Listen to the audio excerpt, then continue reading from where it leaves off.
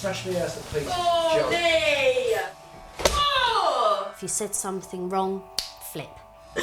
No one's helping me at all. It isn't funny. Because it's no good on her, is her whole life being like an explosion. Shut your fucking mouth!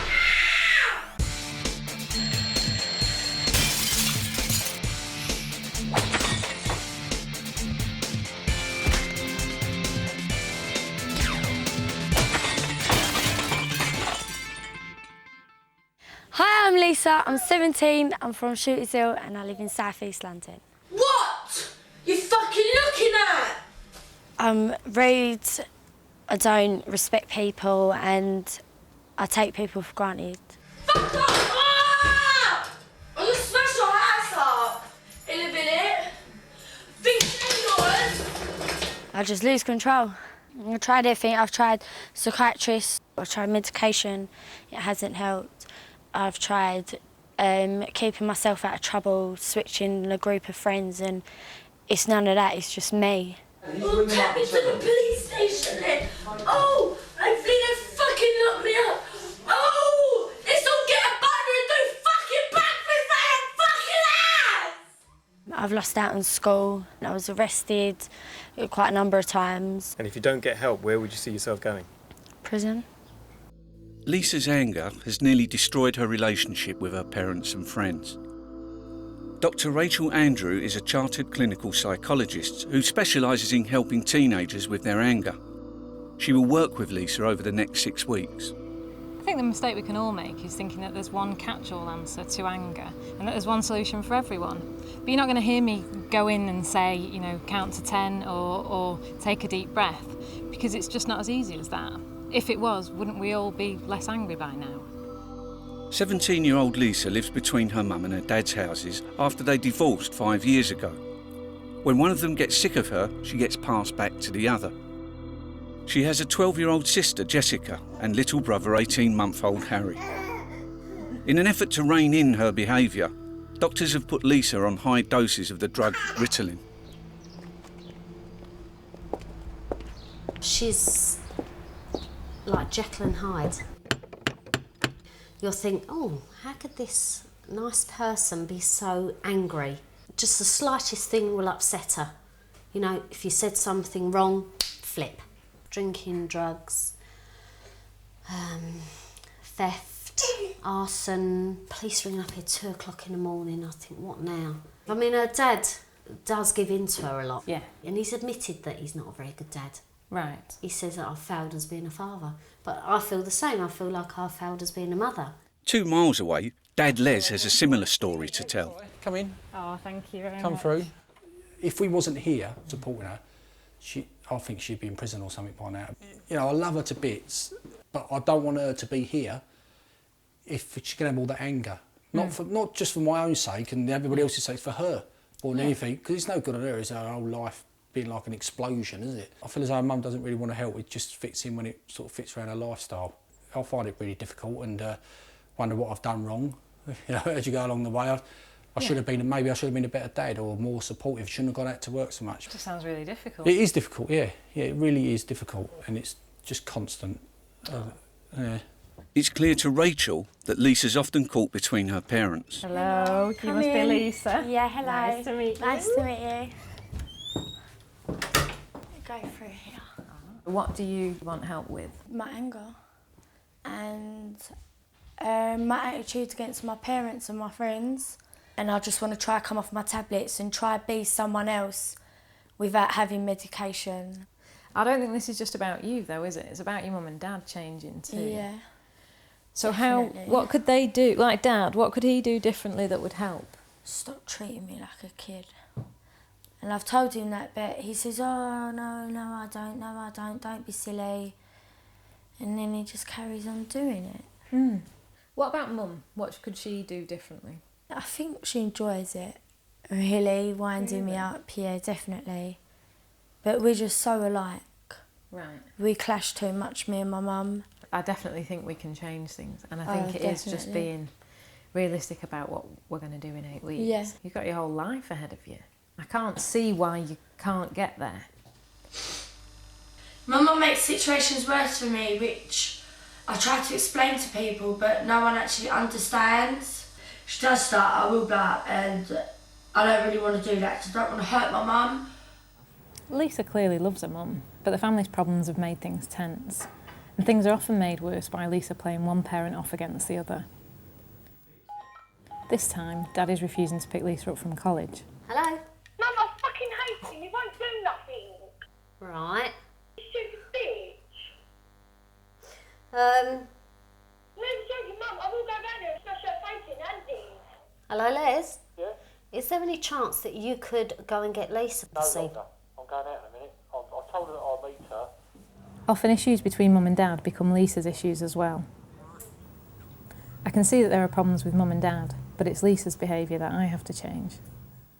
But I wouldn't have to make you go if you wasn't rude to me all the time. Lisa may say that she wants to change, but it's not long before she outstays her welcome at Mum's. A series of rows over the past few days have culminated in a showdown. But why are you acting like this, Lisa? Because you get on my nerves. You know, talking to me like I'm a lump of dirt or one of your school friends. That's all right, is it, for you to do that? Yeah, because then you just kick me out so it doesn't matter. It's not funny at all, Lisa. It is. It isn't funny. It is. You think it's It funny is. to abuse me. Yeah. You know, you're such a silly girl, Lisa. I mean, look, you're just sitting there laughing. You won't even talk about it. She doesn't seem to care about me at all. Oh, she cares about you already. What's been happening this morning? Murders. Lisa is just so unruly. Really? Last night she was just so rude, screaming and shouting and swearing, and Right, she just keeps laughing at me. She just stands there and laughs in my face all the time. right. Good morning. Hello. How are you? Yeah, I'm okay. Mum was saying things have been a bit difficult this morning. Yeah. Is that argument this morning, is that a good example of the sort of rows that you and Mum have? We have worse. Do you? I said to her, don't you get bored, keep on kicking me out. So do you invite me round to stay? I stay and then the next day you kick me out, so don't you get bored? I said, because I do. And later that day, Mum carries out her threat. I just found out that I could go live back at my dad's because my mum can't handle me no more. She says I'm a pain in the arse. She can't do nothing for me. She only will come home and help me.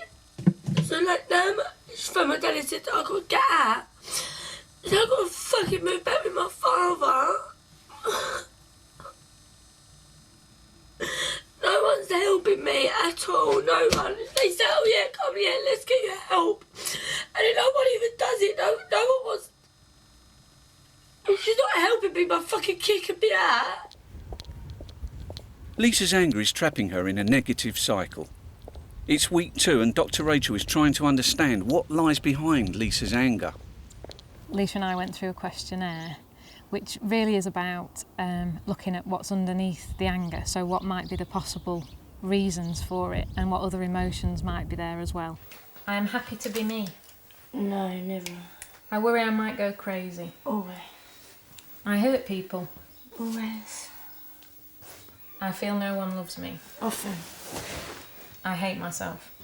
Sometimes. Lisa's not just angry, she's also quite down in mood and quite anxious about things. I feel empty inside. Often. I feel like screaming. Always. I wish I were dead. Sometimes. So we're going to do the family relations test. This person in the family sometimes complains too much. It'll just explain a bit more about what's going on within the family. So who Lisa feels most positively about, who she feels most negatively about. This person in the family makes me feel unhappy. We can begin to see what might be being acted out in the family and what function Lisa's anger might play. This person in the family won't always help me when I'm in trouble. Mum and Dad, Dad's girlfriend Tina, and Lisa seem to be involved in some quite negative cycles, which, could possibly relate to Lisa's anger. After only a few days at Dad's, they reach a crisis point. Dad's new relationship with girlfriend Tina is a real flashpoint. Have you fucking stopped?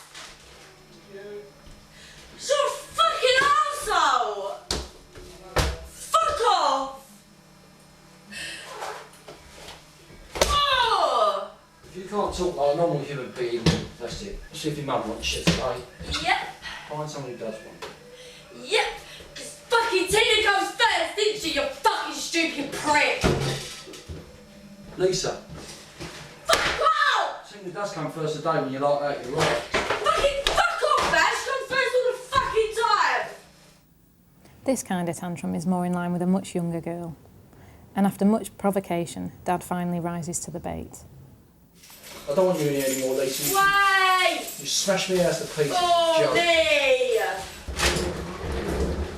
Stupid child. Fuck you. Okay. F-U-C-K space Y-O-U. Lisa's anger relates to her struggle for independence and frustrations about her life.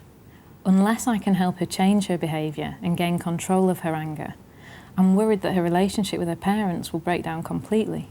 Child abuse. Tell the police. Oh, fucking wow! Come on. Today, Lisa had a terrible fight with her dad. We went off to the social services with her, told them that we both couldn't cope with her anger anymore, and they said that they would find her somewhere else to live.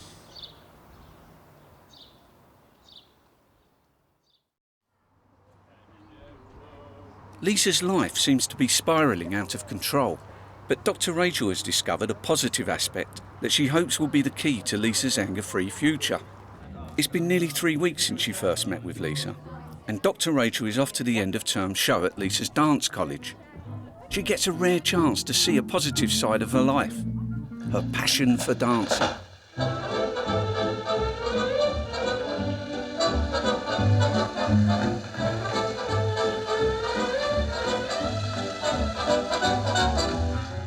I'm lucky even to get into the college. Yeah, exactly. But I mean, you should be here because seeing you on stage, you look like, you know, you fit in. You seem really different here. You know, than when I talked to you at home. Because I've got no stress, no worries. Yeah. I had a warning saying that I might be taken out of the show. Right. Because I swore and I was abusive to another pupil and that. Right. And I did deserve, if they said you're taken out of the show, then yeah, it was my fault. If I get taken out of here, then I don't know what I'll do. No. I can see how different you are. It sort of speaks volumes. Just been to see Lisa in her show at college. She really stood out. She was absolutely fantastic, and really you could see she was really in her element. So it's just great to see her. I heard some really positive things this afternoon about her managing her anger much better, especially at college, and she could identify why that was, that it was about the supportive environment and where she felt supported. She was able to manage her anger just fine, which makes me realise that, it isn't anything about her specifically, it's more about different situations. But away from college and her friends, things are not going that well. Lisa has managed to get some temporary housing from social services, where she's determined to be independent. Living on crisp and vodka is not a good start, and Lisa ends up going back to Mum for her food and her washing. My best friend. Bye. Lisa went absolutely berserk, was screaming and shouting and swearing at me down the phone. These are the messages that I've got from Lisa. I'm not coming home because I'm sick and tired of this. I've got somewhere to stay, and you know what? I don't give a fucking shit about any of you because of the day you disown me. You don't give a shit about me. Fuck you, don't give a shit about you. I'll never fucking come home, so fuck yourself, mate. I hate you. Despite the outbursts, Dr. Rachel now knows that there is a more positive side to Lisa's behaviour. The challenge is to transfer some of the self-control she feels at college to her home life. The work that I'm hoping to do with Lisa today is going to be around using masks and really how we can all put on a mask for different people in different settings. Because what I've noticed about Lisa is, depending on who she's with, she seems to be a very different person. All of the things that I'm going to do with Lisa are all linked to her interest in being a dancer and wanting to be on stage. I brought these masks, and mainly it's these two. You know when you're with different people and you kind of be a different person depending on the way they are with you or what you think of them. Yeah. Because it sounds like you were quite a different person before year 8. Yeah. That's when my parents separated as well. Yeah. So I thought I could get away with anything now. Right. So I used to play one off against the other, and I still do. Yeah. When I argued with my mum, I went and lived with my dad for a bit. I argued with my dad because of his girlfriend. And then it just went all uphill. I was with my nan, my friends here, and back to my dad's. Then I was at my nan's again, then I was here. It was just like a big triangle, really. If you're having a difficulty somewhere, the easiest thing is to just to go somewhere else. Yeah. But sometimes if you don't sort that out, it just kind of can follow you around from place to place. I don't like being let down. Yeah. And then the second I'm let down, then I kick off, really. But you've been let down a lot in the past. Yeah. So it doesn't surprise me that every time someone lets you down now, there's a big kind of explosion. Yeah. We also talked about Lisa's life. So if it was a musical, if it was a production, what would it be like? How would it start? What would the middle be? And how would it end? And what that really enabled Lisa to do was to start thinking about the future as she would want it. You know, if we did like a production of your life, that might be the poster for it. Yeah. How do you think it would end? Me being like a good person. Right. Because that's what I want to be. It's like my tablets are a mask to me. Because when I don't take my tablet, I'm my normal self. What if you went to bed tonight and a miracle happened? Just like that. And you woke up tomorrow morning and you were the person that you wanted to be. Be the happiest person alive. Would you? So let's think, how would you know you'd feel happier? What would you do different?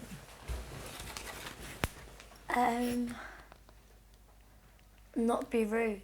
It's the first thing I always say to my sister.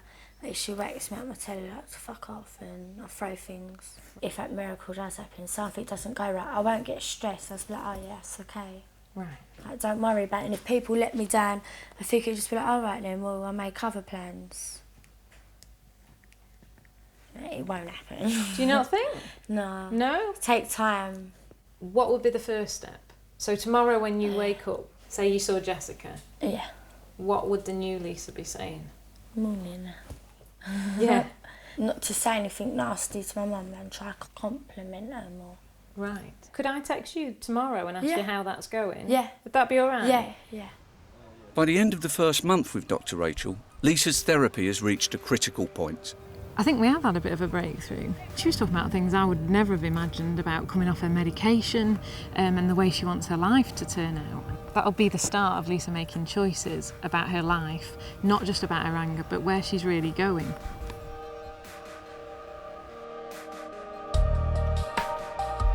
Dr. Rachel is convinced that Lisa's ambition to become a professional dancer is the key to changing her behaviour. And she wants Lisa to see what would happen if she does lose her temper within a real working environment.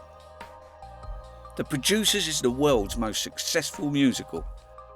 Lisa is about to find out that if she doesn't control her anger, her dream of being a dancer could fall at the first hurdle. This is Lisa. Hi, you're right. Nice to meet you. Nice to meet you. I mean, the reason we've hoped to come and meet with the three of you is just really for Lisa to be able to get a clearer understanding of what life is like if you have a career within theatre and as a dancer. If, for instance, you've had a row with somebody off stage, and it's been quite fierce, shall we say, you must never, ever, golden rule, bring it on stage. Because the choreographer, the director, your fellow colleagues are not interested. We have a job to do. It's self-discipline. You have to control it. Wait till after the show. I think. By then you've calmed down anyway, so it's all gone. The biggest challenge that you'll have is dealing with rejection, and analysing why you didn't get a job. So you have to kind of be very realistic about your own abilities. You are your own product. And that is what you're going out into a marketplace. And you've got to make sure that that product is sellable. And I think as long as you have those goals and you stay sort of focused on that goal and head towards that goal, I think that will help. Lisa's learning that to reach her goals, she needs to take control of her own life. Yeah. she has some news for Dr. Rachel. How do you think things are going with you and how you manage your anger? A lot better. Really? Yeah, like I haven't been taking my tablets for a while. Seriously? And yeah, my anger's still been coming out a lot, but I haven't shown it because I've been at college. Right. Have you took a tablet today? No. Really? Yeah. So my anger's still the same, but I've managed it a lot better, Yeah. I think. You feel like a role model? Yeah. Yeah. Hello. Thank you. What today did was just bring out, for me, the number of changes that Lisa's made already. She'd come off her medication and was still managing to control her anger. You know, that was her clear top goal. So to have managed that in such a short space of time was incredible.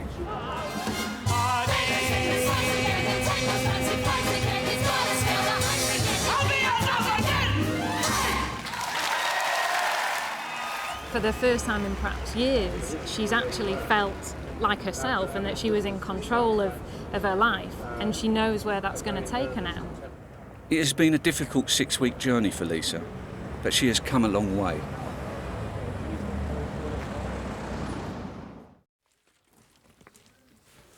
It's time for Rachel to see what Mum and Dad feel about Lisa's progress. I have noticed an incredible amount of difference in her. She's just seemed to calm right down. You know, she just seems to be quite normal now, like a normal teenager. Right. Almost, you know, just like an adult, rather than the childish behaviour. And has that changed the way that you are with her? Definitely. You're sort of treating her like an adult and, you know, because she's got respect for me now. Hello, Hey, hello again. Nice all right? to see you Pleased again. to meet you. Come in. I'm all right. Come in. Thank you. I've seen a significant improvement in her. When she picks up the phone and says, I can't do that for you. Lately she's been, oh, okay then. Whereas before it'd be, oh, F off and the phone goes down. Right. Yeah. So she's kind of appreciating things from your point of Yeah. view as well, a little Yeah. bit more. Only a few weeks ago, Lisa was at the mercy of her own anger. Oh! Let's all get a butter and do fucking breakfast for her fucking ass! But by showing her how to take control of her own life, Dr. Rachel has allowed Lisa to break out of the cycle of anger. Ready? What in the past few weeks has really made a difference? I've had more respect for my sister. I'll be spending a lot more time with my mum as well now, and we haven't been arguing as much. So you're getting a bit more space to Yeah, do? a lot more space, do what I need to do. I mean, did the day at the producers help? Yeah, it helped a lot because I wasn't sure how my dancing career would go and what I needed. It's helped me a lot more with college as well, so I got all my college work in. Right. So I knew that if I want to be a dancer, then I've got to do it. I also left her with a poster that was signed by myself and the crew. Oh, wow. But I'm hoping what the poster will do is really inspire her to look towards the future and think about her career and how controlling her anger is going to be a part of the new Lisa. All of the young people featured in this series continue to receive help and support from Dr. Rachel. If it wasn't for you helping me with my anger, then I wouldn't be here now. I'd be somewhere else. Thank you.